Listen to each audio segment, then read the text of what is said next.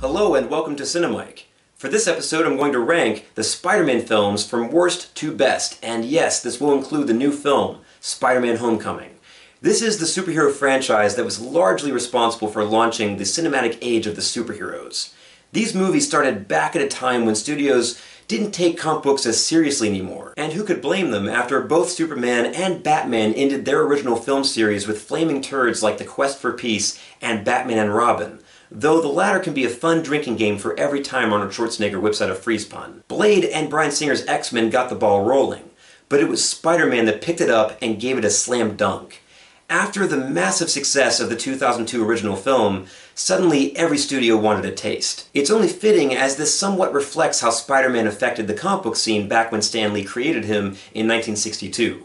The character, along with Stan Lee's other creations, helped usher in a new era for superheroes. Peter Parker was a hero who was just a regular kid and with real-world problems that we all could relate to.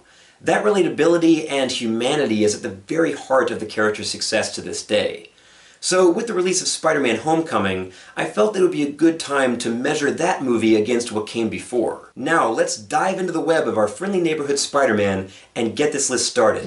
Coming at number 6 is Spider-Man 3. This was as much of a franchise killer for the web-slinger as Bat Nipples was for Batman. This film should have been the culmination of everything that was set up in the first two Sam Raimi films, but instead it was just a wasted opportunity. They had the right pieces in place. Harry learned of his best friend's involvement in his father's death, and that Peter is Spider-Man, and his father was the Green Goblin. This seemed to be setting up for some dark and interesting things to happen in this follow-up, the third movie, so what went wrong? Well, there's been stories that the studio was interfering with demands for more villains. Apparently they really pushed for Venom. So why, after two massive successes under Sam Raimi's belt, did the studio not trust him to develop this film? This is certainly where a lot of the issues must come from, in my opinion. After all, it's hard for any artist to create when they're being told what to create. And maybe this is why this seems to lack the passion and focus of the previous two movies. However, blame must also fall on Raimi. Yeah, the movie was way overstuffed with storylines, but Raimi could have done something about it. The studio's pushing for Venom. Okay, well then maybe you should take out the unnecessary and shoehorned subplot about Sandman being Uncle Ben's real killer. Or maybe save Sandman for another film altogether. I understand that the character fit the theme of hatred and forgiveness, and that the theme is the one thing unifying this chaotic story together. But we bounced around so much that none of the plots got enough time to make any of them feel worthwhile. I mean, there's also the whole Gwen Stacy, Peter, Mary Jane love triangle, and then there's the Harry, Peter, Mary Jane love triangle. Something had to go.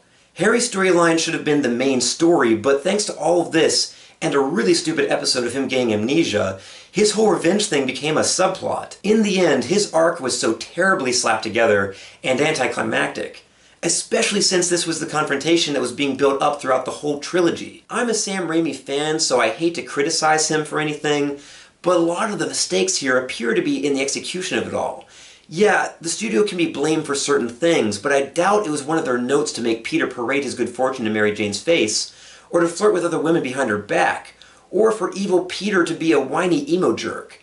When you think of what you want to see in a Spider-Man movie, does this come to mind? Now dig on this. I mean, was it Sam Raimi's goal to make the audience hate Peter? Because job well done. I just can't decide what was worse about this script, the narrative or the terrible dialogue. The acting also felt as unnatural as a Lifetime TV movie. Also, Venom's treatment here is comparable to Deadpool, in that movie that shall not be named. Even though this is the worst movie on my list, there are certain entertainment moments you can squeeze out of this, so it's not terrible, it's just that a story is only as good as its ending, and this one made the trilogy feel empty. Up next in number 5, The Amazing Spider-Man 2. You know how they say that we grow the most when we fail? That it's in our mistakes that we learn what not to do. Well, then I guess that no one at Sony was paying attention to Spider-Man 3 then. I mean, just as that movie killed the first Spider-Man film series, this one killed the second series. A lot of the same issues were repeated here. And oh sure, the execution is a little better. I'll grant the movie that. However, it's still overstuffed and with just way too much going on. Obviously they knew this while in post-production, since they decided to cut out the Mary Jane storyline completely. Sorry, Shailene Woodley, that they wasted your time. Anytime a superhero movie decides to cram in multiple villains, then it's usually a bad sign. With just one villain, you can take the necessary time to set up their story and the threat that they pose to the hero. Also the themes and messages that will come across in this conflict.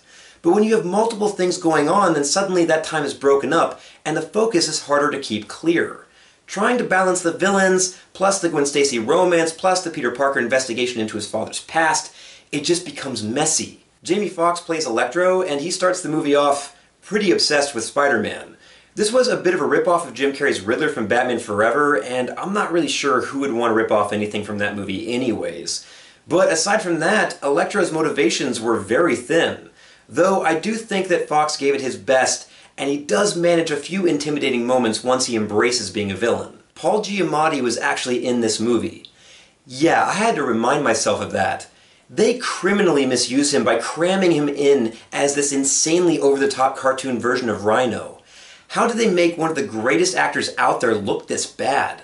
Also, how does such a goofy character fit in this real-world setting that director Mark Webb established in the first Amazing Spider-Man? A lot of these plots didn't feel earned or complete. Norman Osborn was built up in the last movie, but without ever appearing on screen. Here he pops in, and then is killed off almost immediately. That was a waste. Harry Osborn's arc also felt incredibly rushed. They build him up to a point, but then suddenly in an instant, he turns full-blown villain, even though I think that Dane DeHaan did the best he could in the part. I also felt that it was a bit questionable that Peter wouldn't give Harry his blood in this instance. I get his reasoning, but this is his best friend who is clearly suffering and is going to die. The conflict of Peter hiding the truth about Harry's father in the original films was a far more understandable dramatic device for me. The other issue here is the same thing that hurt the first Amazing Spider-Man, and that's repetition. We already saw the friendship between Peter and Harry crumble apart, and we already saw Harry take up the Goblin persona. I suppose you could argue that the intensity and the consequences with the death of someone who Peter loves would have made the third Sam Raimi film better. Still, no one likes to see the same thing done again, and especially so soon. Other been there and done that elements is Peter choosing to stay away from his love interest for her safety. In this case, there's this whole back and forth on Peter's promise to Captain Stacy to stay away from his daughter Gwen. If they had ended the first film with him committing to that promise, then it may have worked. But having him change his mind every other scene just makes you numb to the drama of it. If we're just speaking strictly on a technical level, then I think the movie was well made. It has some great effects, and there's certainly some cool action scenes. And despite my issues, there is some entertainment in this movie. It's just that it also falls a bit flat. It just feels too familiar and unfocused. In number 4, The Amazing Spider-Man. This starts round 2 with the first attempt to reboot the movie franchise. And overall, there isn't a lot to hate on this movie for. Everyone does their jobs well, it's just that it feels a bit too familiar yet again. It covers a lot of the same things that the first Sam Raimi Spider-Man did. It goes over Peter's school life, his crush on the popular girl, his getting bitten by a spider, him discovering his powers, Uncle Ben getting killed, and yada yada yada. It felt almost more like a remake than a reboot in that way. I will at least give it credit for taking a different approach to the tone, setting it more in the real world, but it just didn't have the same sense of fun of the original films. Oh sure, it could be argued that the first Spider-Man was a bit too campy and dated, but it felt more exciting to me. This Spider-Man is more brooding, and it just feels a bit more uninspired. I overall really liked Andrew Garfield as Spider-Man, though I didn't think that his Peter Parker was nerdy enough. He played him like he was an outsider, more like that rebellious bad boy type, so that didn't totally work for me. I have some mixed feelings about the whole added-on backstory with Peter's parents being murdered, the dad being involved in Oscorp and all of that. Part of me feels that it was slightly unnecessary, but it did offer a new angle to how Peter gets involved, so I'll at least credit it for being one of the more original elements brought to this one. Emma Stone was great as Gwen Stacy, and her chemistry with Andrew Garfield worked really well. Probably helps that the actors were in a relationship in real life. I also enjoyed Denis Leary in this one as Gwen's dad, Captain Stacy. I thought he did a good job bringing like a unique energy to it. The main villain in this is the Lizard, and the whole Dr. Jekyll and Mr. Hyde thing was a bit too reminiscent of Norman Osborn in The Green Goblin. That whole good-intentioned scientist who has an experiment go wrong and having the split personality duality stuff, the effects for him were certainly pretty damn cool. So this is far from being a bad movie, but it just falls short of being a great one for me. I think that it's grown on me more with time, but it just doesn't stand out for me as much as the rest of the movies on my list. In number 3, Spider-Man. This was the first movie to deliver justice to Spidey, but it's also memorable for playing a huge part in firing up the popularity for comic book movies.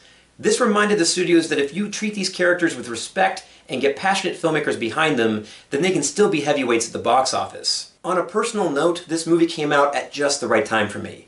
I was around Peter's age and felt like I was in a similar situation. Well, that is everything leading up to him getting bitten by the spider, of course. But I was crushing on the popular girl and all of that. So I really related to this one. Where you could say that the Amazing Spider-Man films captured that Ultimate Spider-Man New Age version of the character, Sam Raimi totally captured that classic Stan Lee version of the character. Sure, it was a bit campy, but it had a lot of heart and style. It truly felt like a comic book brought to life. Tobey Maguire served this version of the character perfectly.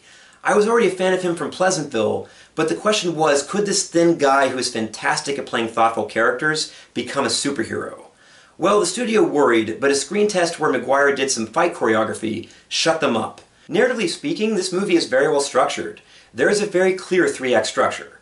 The first act is his origin, the second act is him becoming Spider-Man and moving to the city, and the third act is the versus match with Green Goblin. The film runs Peter and Norman Osborn's story in parallel to each other, showing that their fates are connected and that they're destined to face off. The effects and action for their day were pretty impressive, and I especially liked the gritty and brutal style of the final fight between Spidey and Goblin. I also liked the risks that they took by having a less than happy ending. When the movie came out, it blew the minds of nerds everywhere. We were just so happy to see the character on the big screen. Looking back now, though, it is easier to see its faults. There is some pretty bad dialogue in certain scenes, especially between Peter and Kirsten Dunst's Mary Jane. Their interactions felt really unnatural and even a bit awkward at times. The acting in this movie is also a bit hit or miss. There are certainly acting moments that I enjoy, like J.K. Simmons was really fun as J. Jonah Jameson. But then you get some really cartoony over-the-top ones, especially with Willem Dafoe as Green Goblin. I mean, I did really enjoy the drama that the Green Goblin brought into Peter's life. Norman being the father of Peter's best friend Harry, played by James Franco, well, it certainly makes things more complicated and interesting. Dafoe did look like he was having tons of fun with the character, which made him entertaining, but I guess I just prefer my villains a bit more threatening. Though you could make the argument that his performance fits the campy style in general. The campiness in this is both a good and a bad thing. It's good because it does give the movie a unique voice, but the bad side of that is that it also makes the movie feel a bit dated. In the end, though, I will always have a lot of love for this movie. It was a fun ride. Coming in number 2, Spider-Man Homecoming. This was a really tough decision for me because I really did love that first Sam Raimi Spider-Man movie. But this inched it out of second place, just barely. I had just about lost faith in this series to be able to impress me. It just felt like they were running out of steam. Well, this one managed to breathe new life into the tired franchise and get it back on track. Tom Holland is a great Spider-Man, and I love how the focus was more on him being a kid, and it's more of a coming-of-age story. I like that they weren't afraid to mix up elements in the mythology to make it feel more fresh. The cast are all great, though Marissa Tomei isn't my ideal Aunt May, but Michael Keaton is always a pleasure, and there's a pretty cool reveal about his character later in the movie. I felt that a bit too much focus was placed on the new suit's tech and gadgets, and while skipping some of his origin story was necessary, it does also create a disconnect from some important moments that define Peter. In the big picture, though, these issues are pretty petty for me. Ultimately, it doesn't get the first place spot because I wanted maybe a little bit more drama and depth layered under the spectacle. Even though it's not my favorite, though, I would say that this is the most fun of all the movies. If any of you are interested to watch my full review for Spider-Man Homecoming, then click the link to check it out. So now we've reached the end of my list, and coming in the first place spot is Spider-Man 2. This movie just found the right balance in everything. Just the right amount of humor, action, and story. It gave Peter an interesting arc, a nice jumping off point. He starts off as a man who's burdened with responsibilities and has sacrificed his own happiness for the greater good. We see him give up being Spider-Man and go from a selfless man into a selfish one. Then the movie ends with him realizing that you must have a balance of both in your life. That you can't live it all selfish or all selfless. Even a hero has to occasionally take care of themselves so that they can take care of others. This shows the consequences of the secrets that Peter must keep. how it strains his relationships with Harry and Mary Jane. I really like the reveals that were in this movie, like the scene where Harry unmasks Spider-Man or the moment that Mary Jane realizes the full extent of Peter's sacrifice. This improves upon the dialogue from the first film, and it does feel a bit more natural. The interactions between Peter and Mary Jane, they're more believable this time. Alfred Molina's Dr. Octopus is more grounded and less over-the-top than Dafoe's Green Goblin. But I do think that having another good-intentioned scientist being corrupted into a villain by an experiment gone wrong has been done a bit too much in the series. Also making the villain have another personal relationship with Peter. This criticism is perhaps more true for later in the series, but I even felt the repetitiveness here slightly. Still, Dr. Octopus has always been one of my favorites, so it's good to see him. The humor also complements the drama very well for the most part here. I'd say it's an improvement over its predecessor. And the effects and action are possibly my favorite in the series. I think that the train fight sequence still holds up as the best in the whole series for me. You've got Spidey and Doc Ock throwing each other through the cars, with civilians being thrown from the train while it speeds towards certain destruction. Great stuff. The biggest issue that I can think of about this movie is that the middle section does drag a little bit. Once Peter decides to be Spider-Man no more, then it just takes a little too long to get him swinging back into action. In general, though, this movie does what every good sequel should. It carries the story forward, it's character-driven, it ups the ante in spectacle and action, and it satisfyingly pays off certain storylines. This is the best representation of Spider-Man from the movies, in my opinion. And that covers it. My ranking of the Spider-Man movies. This has been an interesting franchise in that it's seen extreme highs and lows. When it's on a high, then it's very successful, but when it's on a low, it's been cancelled and rebooted. When most series fail, then they usually stay gone. But not Spider-Man. It's because his story is so universally relatable. He's just your average kid that is thrown into extraordinary circumstances. We all can see ourselves in him, and that makes him enduring. Plus, the suits think that there's still more money to be made from him, but that doesn't sound as good. Now that Spider-Man Homecoming has successfully rebooted the series, let's hope there's still many more adventures yet to come. So in closing, click like if you enjoyed this video, and please feel free to leave your own ranking in the comments below. Tell me if you agree or disagree, and I also welcome you to subscribe to my channel. So until next time, this is Mike, signing off.